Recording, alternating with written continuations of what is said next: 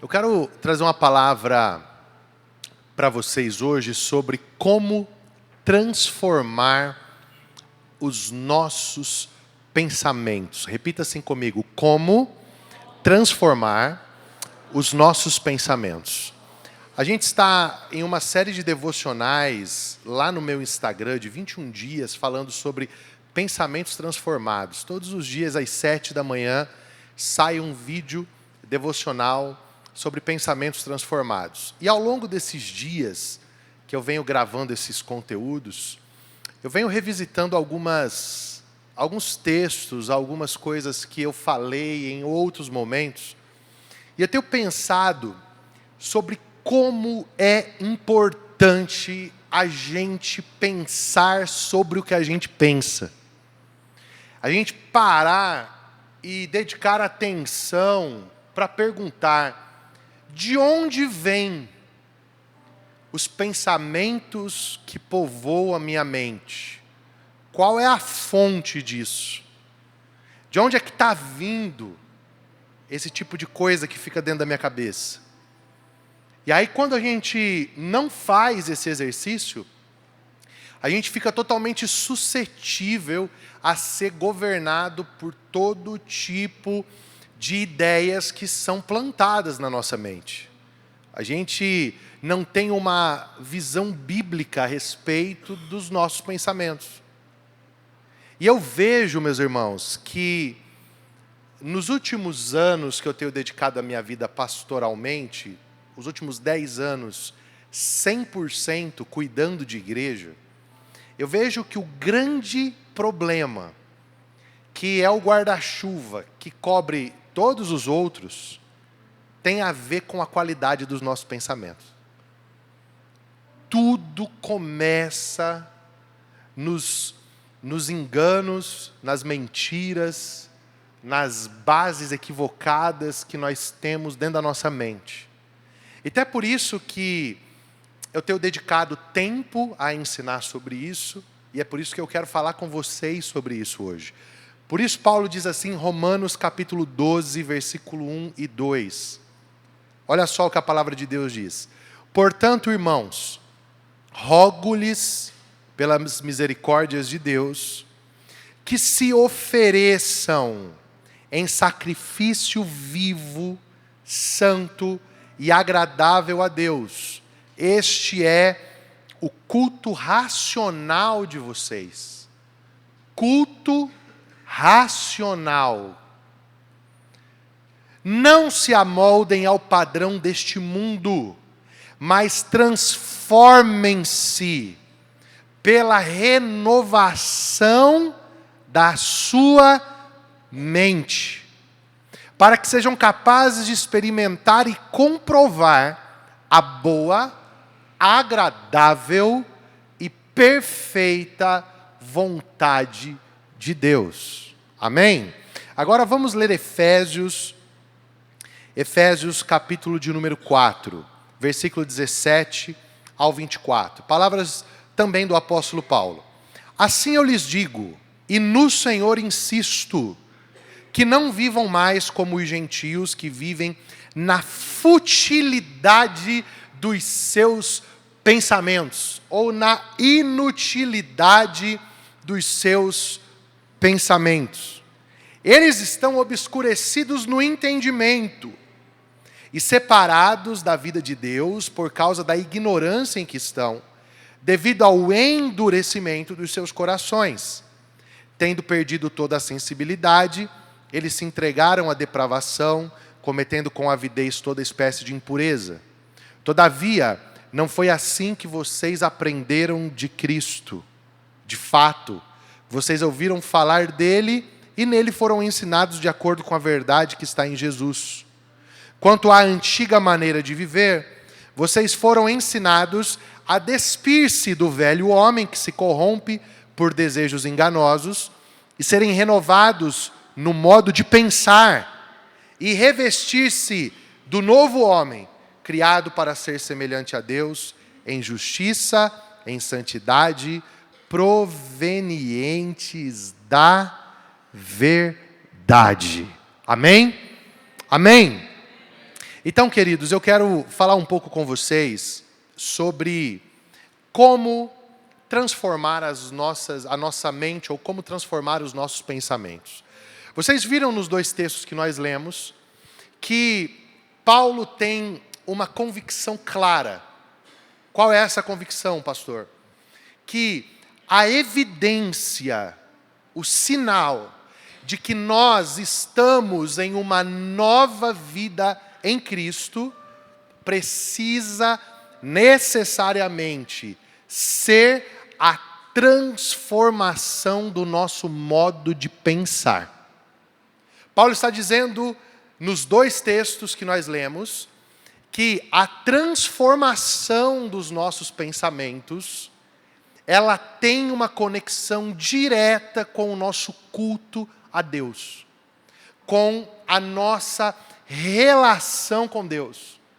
Se eu, nas palavras de Paulo aos Efésios, não sou mais um gentio, ou seja, alguém que não está na aliança com Deus, eu preciso viver um processo de transformação da minha mente, um processo de transformação dos meus pensamentos.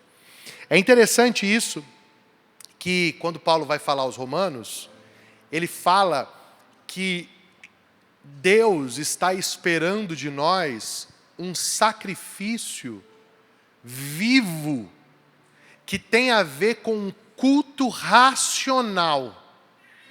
Então Paulo está dizendo que culto não é a priori ou a princípio uma experiência emocional, que você sente, que você arrepia, que você diz, uau, hoje foi incrível.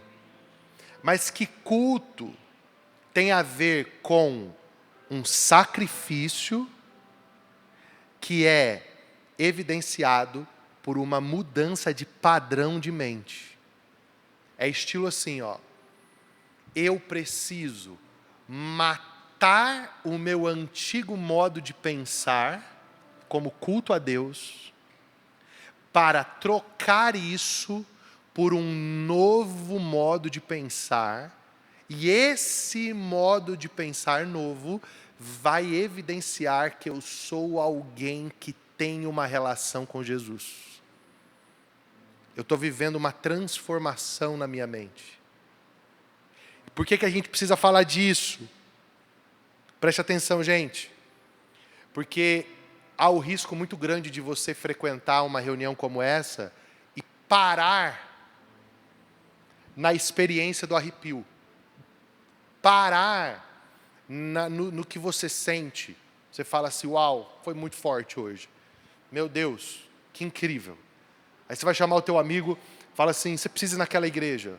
Por que não? Porque você vai lá, cara, você sente Deus bem pertinho de você. Tem perigo de você entrar lá e não chorar. Não tem perigo de você entrar lá e você não sentir pelo menos um arrepio. Ok, isso é bom, a gente gosta, a gente celebra, não tem nada contra.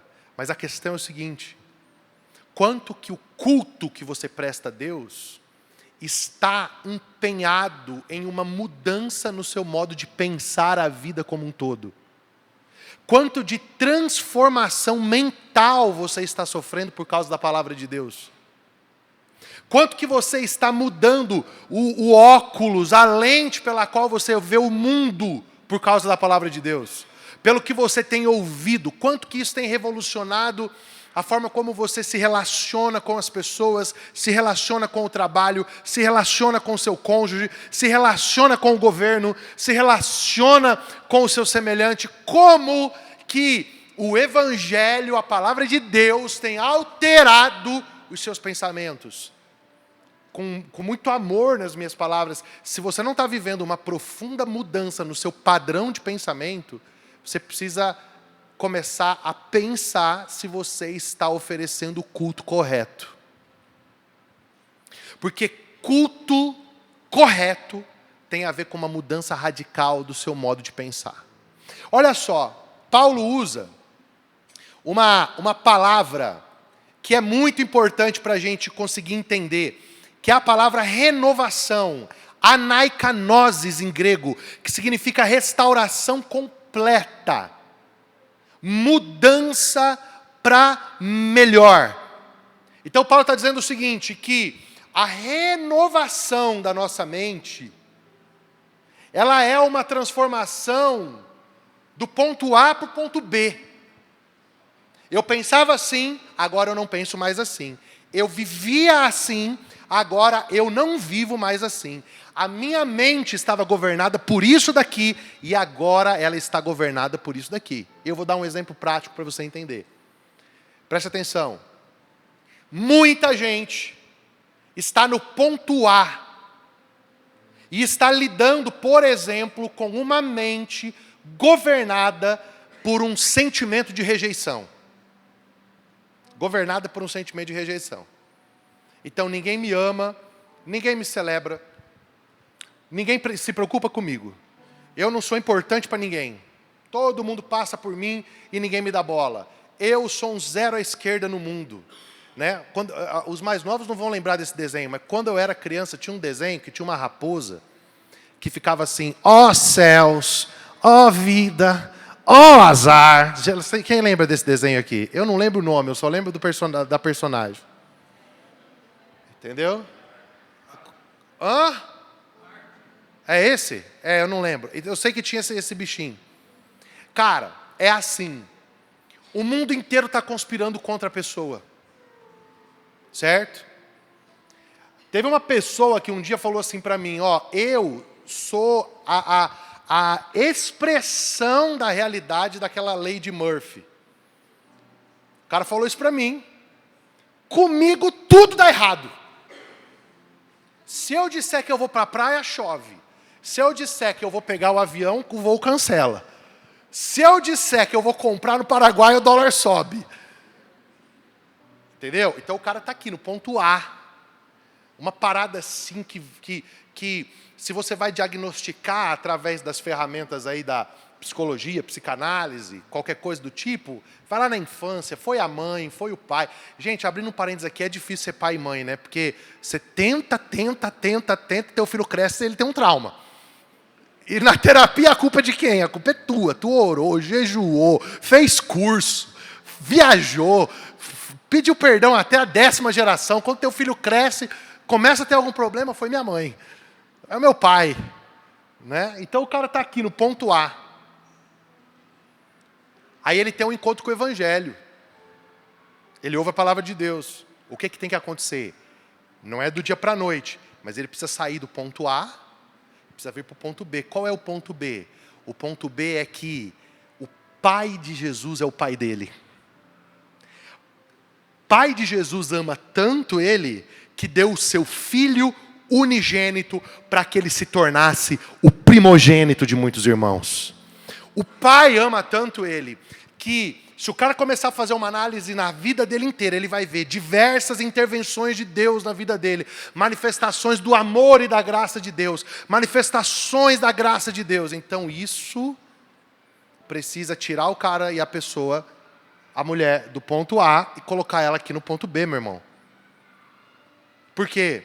Porque se eu estou com Jesus, se eu estou vivendo comunidade, se eu estou lendo a palavra, se eu estou exposto ao Evangelho, e isso não está me tirando daqui, me levando para cá, tem algum problema comigo, ou com o lugar que eu estou. Ou não estão me expondo o Evangelho verdadeiro, ou eu não estou conseguindo absorver o que a palavra de Deus diz sobre mim. Porque na palavra de Deus, com a revelação do amor de Deus por nós, não tem como a gente continuar com um padrão de pensamento baseado em rejeição. Porque nós somos amados de tal maneira que Ele deu Seu Filho único para que todo aquele que nele crê não pereça, mas tenha vida eterna. Então, entende? Tem que haver uma transformação da nossa mente. E como que a gente faz isso então, pastor? Se essa é a ideia que Deus tem para nós, que a gente viva uma nova vida baseada numa transformação de pensamentos. Escuta o que eu vou falar para você e eu vou te dar o primeiro ponto. Grava essa frase. Você nunca viverá plenamente enquanto você acreditar nas mentiras que te contaram a respeito de Deus e de você. Você não vai conseguir viver plenamente. Enquanto você acreditar nas mentiras que você ouviu sobre Deus e nas mentiras que você ouviu sobre você, você não vai conseguir viver plenamente. Por quê? Porque essas coisas, elas constroem bases mentais dentro de nós. Eu estava conversando com um pesquisador esses dias, uma pessoa que fez pesquisas sobre neurociência em Harvard, na Universidade de Lisboa, e ele estava dizendo para mim o seguinte, que aquilo que é trauma em uma criança até os 5 anos, não tem a capacidade apenas de modificar as suas emoções, tem a capacidade de modificar a sua plástica cerebral. Tem a capacidade de atrofiar áreas do cérebro. Então o que eu estou querendo que você entenda? Que todos nós, durante a nossa vida, tivemos um encontro com o pior de alguém. Por quê? Porque nós somos pecadores. Os nossos pais são pecadores, os nossos avós também, e os nossos tios também, e os nossos amigos de escola também. Então, em algum momento, você vai ter um encontro na tua jornada com o pior de alguém, com aquilo de mais deformado que o ser humano pode entregar para outro. E isso vai te marcar. E é por isso que nesse lugar você precisa de redenção. Você precisa que o Espírito de Deus troque essa estrutura que está criada dentro de você e substitua por uma estrutura da palavra de Deus. Então nós vamos falar sobre isso hoje. Escuta o que eu vou te falar. Como que então eu transformo a minha mente à luz da Bíblia? Primeira coisa, você precisa acreditar que Jesus não estava blefando quando ele disse que ninguém coloca vinho novo em odre velho. Ninguém põe vinho novo em odre velho. Você quer uma nova mente? Quer uma nova mente? Então você vai precisar mudar o teu odre. O que é o teu odre? O teu odre são os teus hábitos. Você nunca vai conseguir uma nova mente a partir da palavra de Deus se os seus hábitos forem os mesmos. Então olha só, Paulo está dizendo, Efésios 4:22, quanto à antiga maneira de viver, vocês foram ensinados a despir-se do velho homem que se corrompe por desejos e serem renovados no modo de pensar e revestir-se do novo. Então o que Paulo está dizendo? Imagine que você está vindo de um dia chuvoso, um dia de chuva. Você tomou chuva o dia inteiro, então você está todo molhado. Você chegou em casa, o que você vai fazer? Você vai tirar aquela roupa molhada e vai colocar uma roupa seca. Fale comigo. Eu tiro a roupa molhada e coloco a roupa seca. O que Paulo está dizendo aqui? Você precisa se despir, tirar a roupa do velho homem e colocar a roupa do novo homem. Como que você faz isso?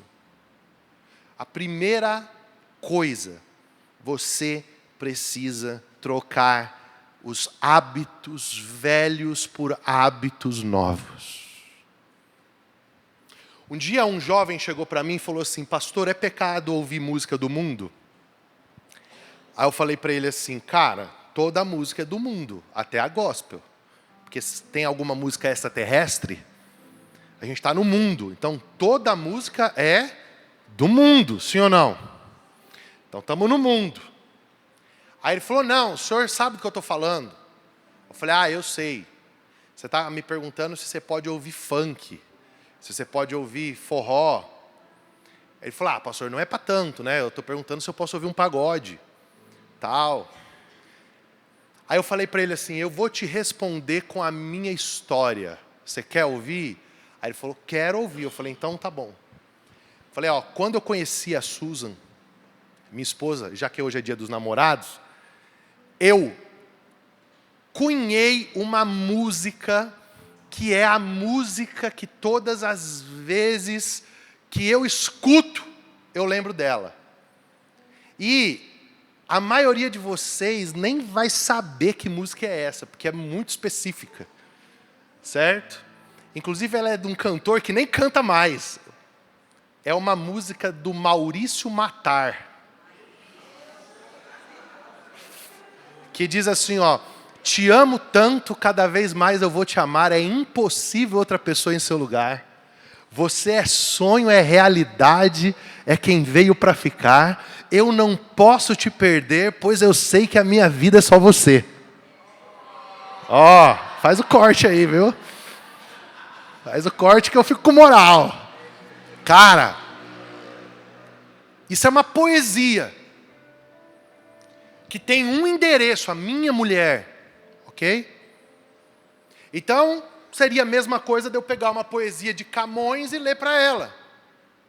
É arte, é poesia, certo? Poderia ler também Cantares 1 e 1. Beije-me com os beijos da sua boca, porque melhor é o seu amor do que o vinho. Está lá na Bíblia, é poesia, sim ou não? Aí eu falei para ele assim, agora é o seguinte, escuta.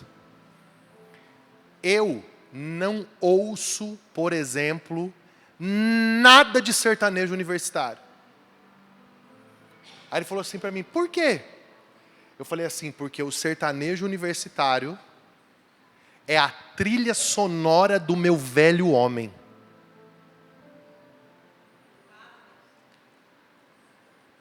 É a trilha sonora do meu velho homem. Então, por exemplo, tem músicas do Jorge Mateus que se eu ouvir, eu lembro de ex-namorada minha.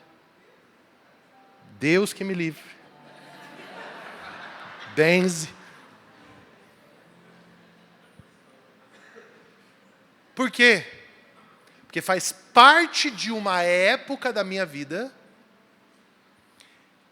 que não confere com o homem que eu sou hoje. Então o que eu faço? Não ouço. Por quê? Porque tem coisa mais poderosa para ativar sentimentos e sensações dentro de nós do que a música? Tu sente cheiro, irmão. Tu sente, tu lembra. Se tu ouvir determinadas canções... meu pai, quando eu era criancinha... Meu pai, quando eu chorava, ficava chorando... Meu pai me punha no ombro e cantava assim para mim. Encosta sua cabecinha no meu ombro e chora... E conta logo suas mágoas todas para mim...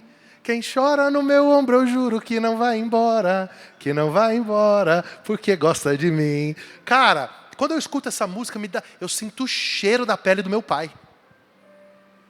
Porque travou na minha mente aquela experiência. Tá fazendo sentido o que eu tô falando para ti? Aí o que tu vai fazer? Tu tem a trilha sonora do velho homem. Aí tu vai ouvir. Aí o que vai acontecer? Danificou o pensamento. Você trouxe o velho para o novo. Faz sentido? Então tira a roupa do velho. Não ouça. Não ouça. Quando eu saí do mundo country, do mundo do rodeio, porque, acredite você ou não, eu era peão mesmo, de montar em boi, de usar frigideira e tudo. Tá? Quando eu saí do mundo do rodeio, eu dei todas as minhas roupas. Meu chapéu Resistor 20X. Eu dei tudo. Por quê? Porque eu não queria nem ter no meu armário, para não lembrar. Porque aquela era a indumentária do velho homem. Então a gente tem que entender isso, irmão. Como que eu renovo? Eu preciso mudar o odre. Preciso mudar o odre. Cara, eu fico impressionado. Tem casais que chegam, às vezes, no gabinete com umas conversas de maluco. Não, pastor, mas é porque o ex dela é tão meu amigo e de vez em quando a gente se encontra para jogar pôquer. Meu irmão, ex não é assunto. Ex bom é ex, ó. Já foi para a glória. Se não dá para ir, assim... na força da realidade, manda na memória. Sabe, cara? Imagina, não vamos jogar pôquer com o ex. Faz sentido. Daí depois vai vir chorar. O velho é o velho. E o novo? O novo é o que você tem que vestir. Então, só para eu consultar aqui, quem quer pensamento transformado aqui? Tira a roupa do velho. Deixa o velho lá. É velho homem? Deixa lá atrás. Tem gente que chega para mim e fala assim, você não sabe. Eu falo, não quero saber. Não quero. Não, mas você não sabe da última. Eu falei, nem da penúltima, não quero saber. É velho? É odre velho? É. Então, deixa para lá. Por quê? Porque eu estou comprometido com o vinho novo. E vinho novo só é derramado em odre novo. Você quer novamente, você está pensando lá em 1930?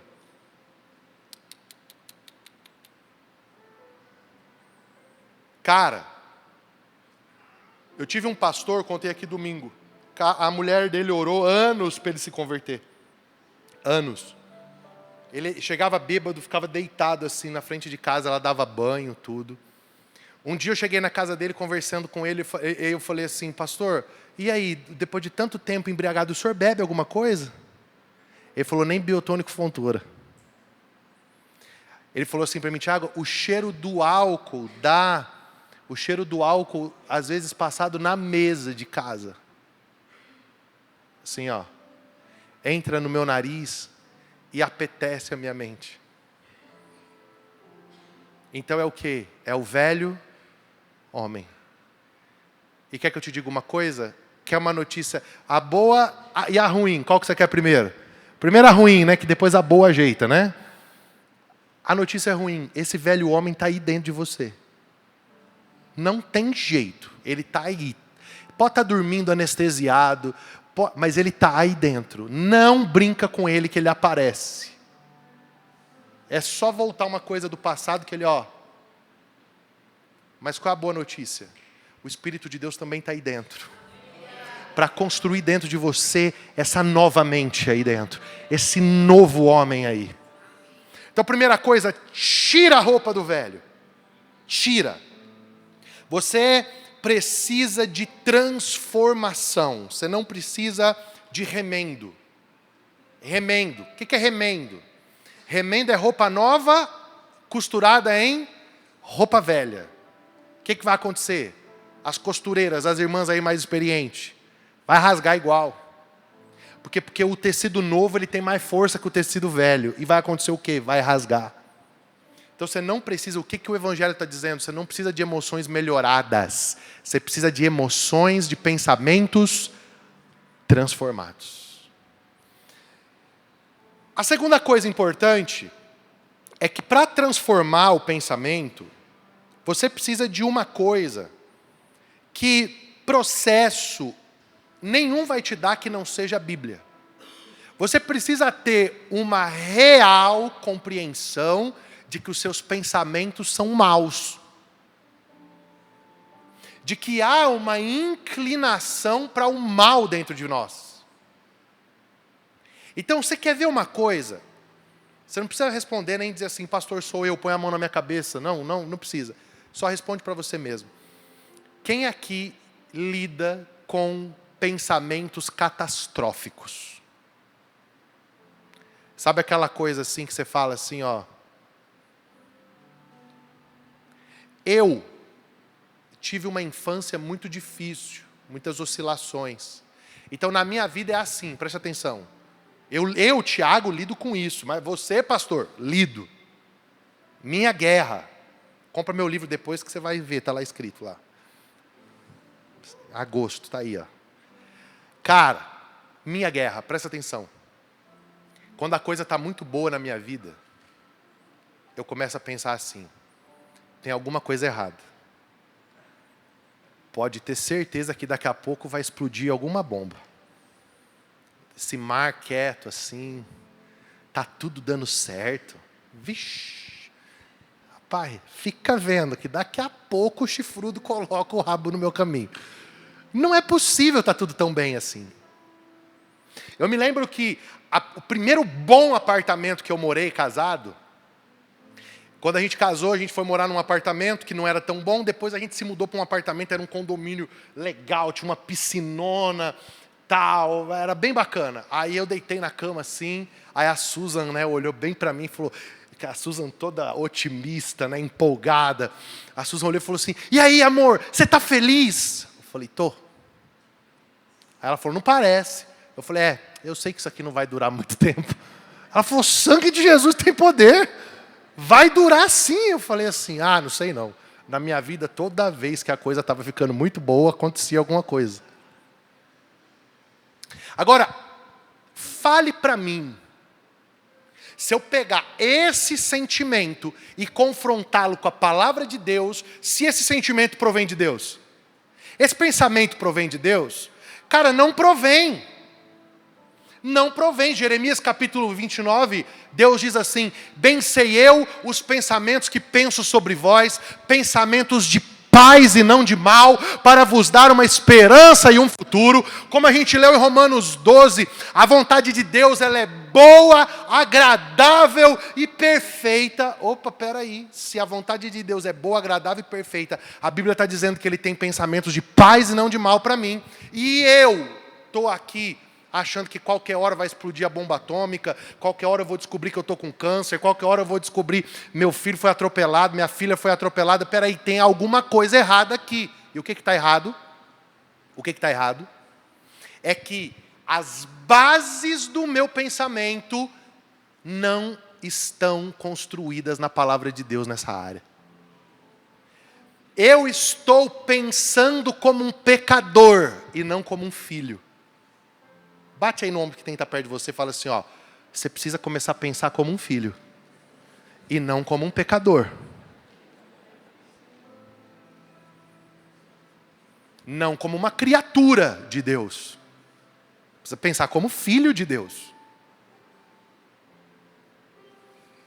Eu vou contar para vocês aqui, storytelling. Essa noite, 3 da manhã, minha muito digna esposa bate em mim e fala, amor, o que foi? Estou com enxaqueca. Falei, tá, quer que eu ore? Jesus, cura a enxaqueca dela. Amor, não está funcionando, acho que eu preciso de um Maxalt. Eu falei, e onde é que tem? Lá embaixo? Ela falou, não, na farmácia. Eu falei, aí que eu tomei assim, falei, farmácia, 3 da manhã, centro da cidade. Aí lá vai eu, colocar o short, vestir, pegar o carro. Aí despertei, 3h20 da manhã. Despertei. Aí fui, cheguei, comprei o remédio, voltei, dei o remédio. Aí a Helena acorda. Quer papai, eu quero papai, eu quero papai. Aí entro no quarto, pego a Helena. E a Júlia, meu irmão, a Júlia, ela tem um sono tão pesado que eu desconfio que se Jesus voltar, Jesus vai ter que arrebatar ela e a cama. Porque, cara, ela não acorda, meu irmão. Não acorda. E aí eu com a Helena para lá e para cá, e vai, e dá leite, e assisto o desenho, tal, e não sei o quê. Aí beleza.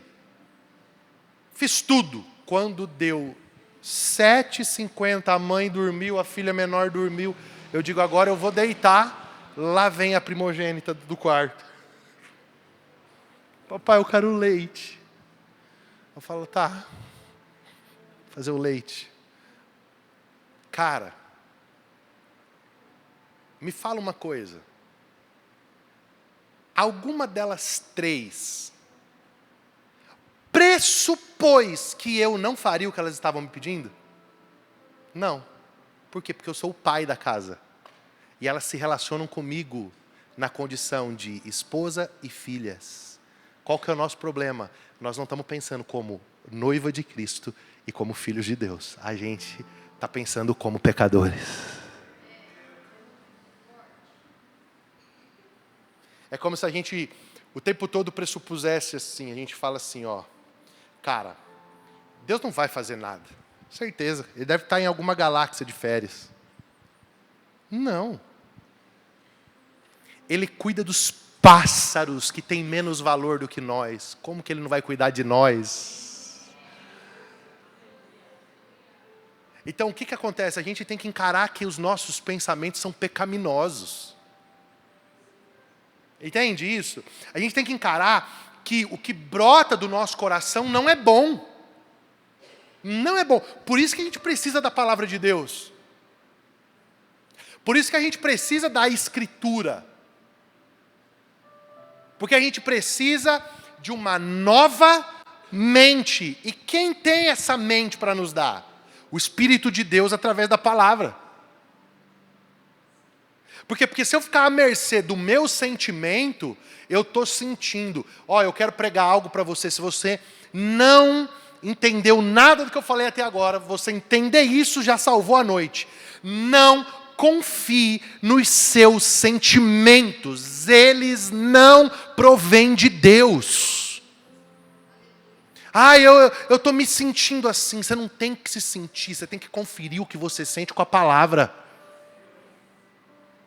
Você tem que aplicar aquela frase do pastor Márcio Valadão, que ficou conhecida, é quase um bordão gospel. Eu sou o que a Bíblia diz que eu sou. Eu tenho o que a Bíblia diz que eu tenho. Eu posso o que a Bíblia diz que eu posso. Eu vou onde a Bíblia diz que eu vou, não onde eu acho.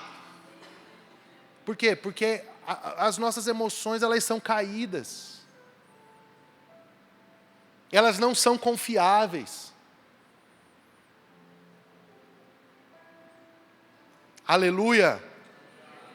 Então não seja um escravo das suas emoções. Suas emoções, elas não são confiáveis.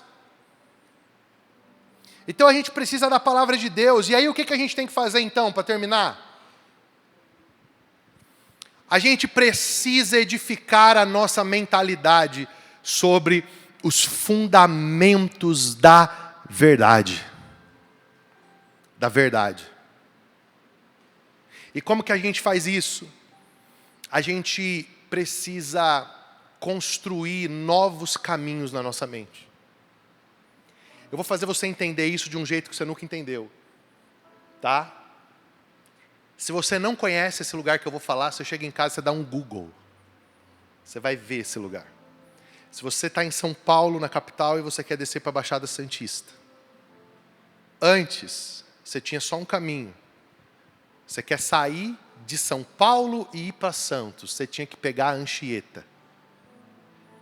Irmão, pensa num lugarzinho ruim. Antes era a Estrada de Santos, antiga. Você tinha que pegar a Anchieta. O que é a Anchieta? A Anchieta é isso aqui, ó. Você passando na beira dos precipícios. Quem já passou lá? Está aqui, levanta a mão. Então você sabe bem do que eu estou falando. É isso aqui, ó. Cara, cada curva, teu estômago vai lá embaixo, você vê a morte. Você olha lá embaixo, você vê a morte com a foice assim, dizendo, é hoje. Aí não é. Aí aqueles caminhões descendo com aquele freio de motor, e você não sabe se você acelerar muito, você cai no buraco. Se você ficar para trás, o caminhão passa por cima de você. Terrível. Mas era o único caminho. Era um caminho péssimo. Aí o que fizeram? Cara, não tem condição. Vamos fazer outra estrada. E abriram o quê? Para a glória e honra do nome de Jesus? A imigrantes. Aí, meu irmão, aí é só delícia. 4 faixas para descer, 4 para subir, não tem curva, é só túnel e viaduto. Túnel e viaduto. E a coisa mais linda do mundo. E outra, 110 por hora. E o negócio aqui, ó. 30 minutos você está em Santos. Maravilha. O que aconteceu? Tinha um caminho. O que fizeram? Fizeram outro. Qual que é o problema dos nossos pensamentos? É que a gente só tem a Anchieta. O que é? É o pensamento pecaminoso de Adão. É o pensamento que não tem nada a ver com Deus. Então, quando a gente pensa em casamento, está distorcido. Dinheiro, está distorcido. Sabe? Paternidade, está distorcido. Relação interpessoal, está distorcido. É só aquela coisa terrível. O que tem que fazer? Tem que pegar, meu irmão, aquele tatuzão que perfura. Tem que pegar aqueles guindastes gigantes e começar a fazer o quê? Construir uma nova estrada. Dentro da sua mente, do seu cérebro. Um novo caminho neural para você. Você não vai mais viajar por aqui, agora você vai viajar pelo outro caminho. E como que você constrói esse caminho? Escute. Meditando na palavra. Meditando na palavra. Não é ler a Bíblia. Sabe por que a sua mentalidade não muda? Porque você só se alimenta do que você escuta aqui, do que você escuta no YouTube. Você está lá fazendo a comida, você está ouvindo o Luciano Subirá, você está ouvindo o Hernandes Dias Lopes. Espero que você esteja ouvindo esses, né? Normalmente você está ouvindo outros por aí. Aí não muda nada. Por quê? Porque não é uma experiência de meditar, de derrubar as árvores que estão aí dentro da tua cabeça e construir uma nova estrada. Então, na prática, vamos lá. Cara, eu estou tendo muito pensamento catastrófico. Todo dia eu acordo, estou pensando que eu vou morrer. Eu estou pensando que as coisas vão dar tudo errado. Eu estou pensando que meus filhos vão ficar doentes. Como é que eu faço? Cara, eu preciso meditar na palavra. Então eu vou fazer o quê? Eu vou dar um Google e eu vou começar a ler todos os textos bíblicos onde a palavra de Deus promete que Deus estará comigo e que Ele tem planos e propósitos maravilhosos para a minha vida. Então eu acordo de manhã e eu falo assim, cara, está muito difícil, eu estou muito mal, então eu vou ler a Bíblia. Aí eu abro Isaías 43. Assim diz o Senhor que te criou, ó Jacó, e que te formou, ó Israel. Eu te chamei pelo teu nome e tu és meu. Quando você passar pelas muitas águas, elas não te afogarão. Quando você passar pelos rios, eles não te submergirão. Quando pelo fogo passares, não te queimarão. Você vai falar, opa. Aí você vai abrir a Bíblia e você vai ler quando Pedro está duvidando em cima das águas. E aí você fala, eu estou assim, igualzinho Pedro. De repente vem aquela mão de Jesus e pega e diz assim, homem de pequena fé, porque você duvidou? Você fala, ô Jesus, eu estou com pequena fé. Mas se a tua mão me segurar, a gente vai andar todos os mares da vida. Cara, você vai criando uma nova rodovia na tua cabeça. Preste atenção. Moisés morreu, Josué está na entrada da terra. Cara, deve ser fácil. Não, eu quero que você imagine, se põe no lugar de Josué. Deve ter sido muito fácil substituir Moisés. Tipo assim, você vai ser o substituto de quem? Do rei Saul? Tá fácil, né, Davi? Desviado, é fácil de substituir, né? Aí ser o substituto de Samuel, completo ficar um pouco mais difícil, mas não, você vai ser o substituto de Moisés. Moisés falava face a face com Deus, subia um monte, descia com a cara brilhando, Moisés põe o cajado na água, o mar abria, Moisés peitava o faraó, Deus destruiu o Egito, você vai substituir agora. Moisés morreu, agora é com você, deve ser fácil. Eu imagino eu no lugar de Josué, meu irmão. Eu ia estar, todos os pensamentos possíveis de fracasso iam estar na minha frente. Assim você vai ver, esse povo não vai me obedecer. Esse povo aí vai ficar dizendo, Moisés era isso, agora Moisés falava grosso, você fala fino. Moisés usava short, você usa calça. Moisés tinha o cabelo para o lado, você tem para o outro. Cara, vai ser esse demônio! Eu não quero mais nem saber. Aí Deus chega para Josué e fala assim, vem cá. Como eu fui com Moisés, eu vou ser com você. Já melhorou. Já melhorou. O que Deus está estabelecendo dentro do coração de Josué? Um novo caminho mental. Feito pela palavra. Agora deixa eu te dizer uma coisa. Escuta o que eu vou falar para ti. Deus vai e diz assim, não temas. Eu sou contigo. Não se perturbe, eu vou te ajudar. Seja forte e corajoso. Deus vai só fazendo promessa. Só tem uma coisa que Deus pede para Josué. que não se aparte da sua boca essa lei, e nela medite de dia e de noite. Meditar é como o leão em cima da caça. Não é comer um pedaço e sair fora. É ir comendo assim, arrancando pedaços e ficar ali em cima. Isso é meditar. Sabe o que Deus está dizendo, Josué? Você não pode ter a palavra de Deus como um livro fora de você. Você tem que ter a palavra de Deus como uma verdade cravada no teu peito. Vai ter um momento que a única espada que você vai poder usar vai ser a da palavra. Então você precisa ter a palavra aqui dentro, na sua mente. E como que você vai fazer isso? Meditando. Sabe, para você mudar radicalmente, você não basta se despir do velho homem, você precisa se vestir do novo. E como que você se veste do novo? Você precisa meditar na palavra. Outra coisa, segundo, você precisa criar um ecossistema ao seu redor que te possibilite crescer nisso. Olha o que Salmo 1 diz: bem-aventurado o homem que não anda segundo o conselho dos ímpios, não se detém no caminho dos pecadores, nem se assenta na roda dos escarnecedores, antes tem o seu prazer na lei do Senhor, e na sua lei medita de dia e de noite. Pois será como a árvore plantada junto a ribeiros de águas, que dá o seu fruto na estação própria, cujas folhas não caem, e tudo quanto fizer, prosperará.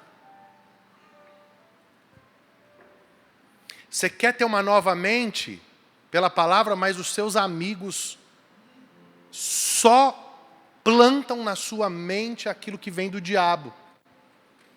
Então o que você precisa fazer? Você tem que trocar o seu ecossistema. Escuta, não é conversa de coach que você é a média das 5 pessoas com quem você mais convive. Quem disse isso foi a Bíblia. Paulo apóstolo diz assim, as más conversações corrompem os bons costumes. Lá no Ceará tem um ditado que é assim: passarinho que anda com morcego acorda de cabeça para baixo. Entendeu? De tanto você andar com o morcego, você vai pegando os hábitos do morcego.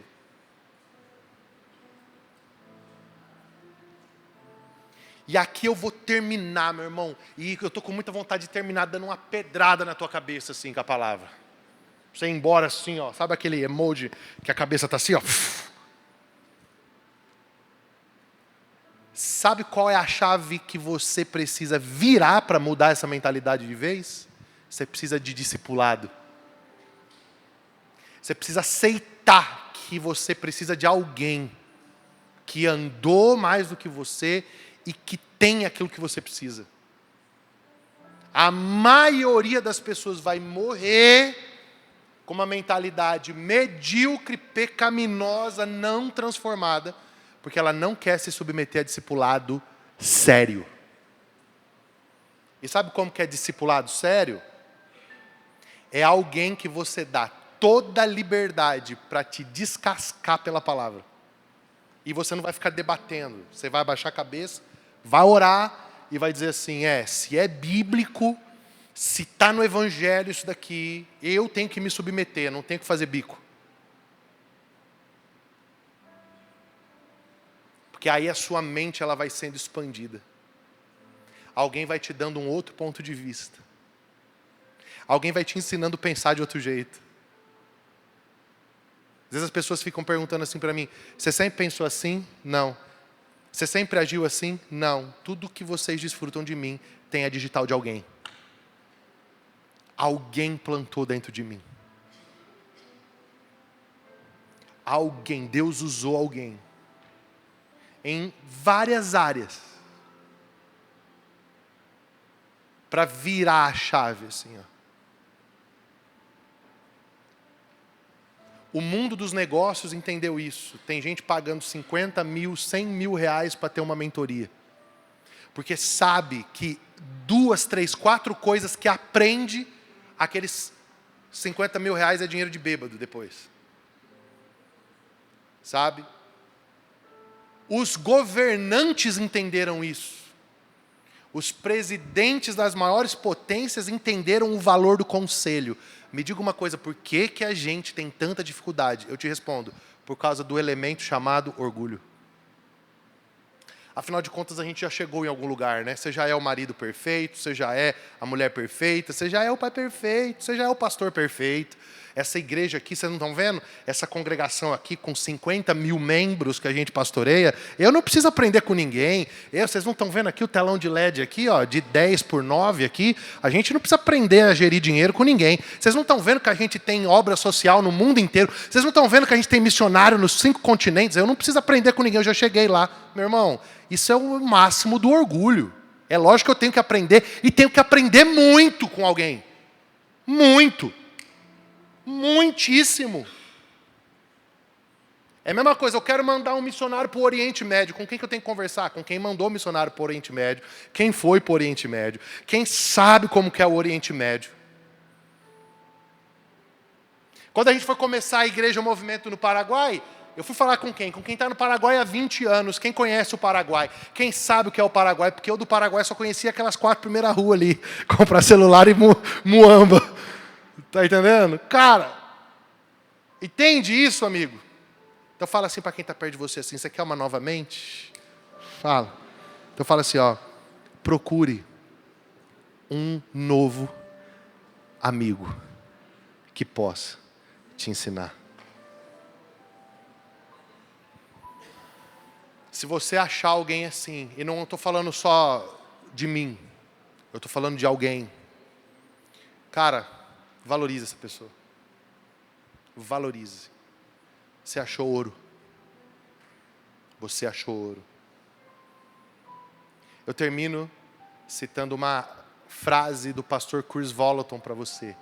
Todo pensamento que não produz esperança em você não procede de Deus. Todo pensamento que não produz esperança em você não procede de Deus. E aqui eu quero proclamar algo sobre a sua vida. Escute, doxa. Escute. O diabo não pode tocar em você porque você é de Jesus. O diabo não pode te matar sem a permissão de Deus. O diabo não pode tocar nas suas coisas porque as suas coisas estão guardadas por Deus. Agora escute. O diabo tem uma ferramenta. São flechas que entram na sua cabeça. Sabe? Ele vem no seu ouvido e faz assim, ó. E aquilo entra. Você já ficou cativo de um pensamento? Dias.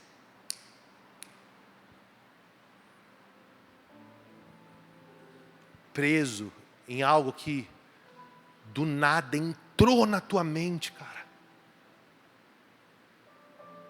Entrou. Esse tipo de pensamento não provém de Deus. Isso são estruturas mentais diabólicas sopradas na tua mente para você ficar preso. Para você não frutificar. Para você não ser quem Deus te chamou para ser. Para você não conseguir avançar naquilo que Deus propôs para o teu caminho. E se o diabo achou a porta de entrada uma vez, ele não é criativo. Ele vai voltar por onde? Pelo mesmo lugar. Para que ele vai criar outra porta se ele já achou a que você abriu? Eu profetizo que a partir de hoje, quando ele vier bater lá, a porta vai estar fechada. E aí ele vai ficar batendo. Aí você vai gritar de lá de dentro: vai-te, Satanás, porque está escrito: não tentarás do Senhor teu Deus. Vai porque está escrito. Eu agora não tenho mais nada com o que você fala, agora eu tenho com a palavra.